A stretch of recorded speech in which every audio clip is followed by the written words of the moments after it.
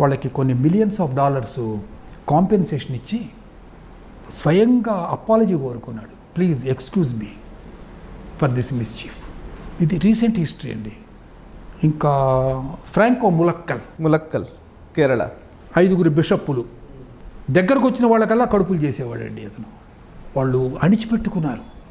బయటికి వెళ్తే వాళ్ళ చర్చ్ కొలాప్స్ అయిపోతుంది, వాళ్ళ సిస్టమ్ కొలాప్స్ అయిపోతుంది మొత్తం అని వాళ్ళు బయటికి చెప్పుకోవడానికి సిగ్గుపడ్డారు. చివరికి ఒక ఆవిడ బయటకు వచ్చి దాంతో అందరూ బయటకు వచ్చారు.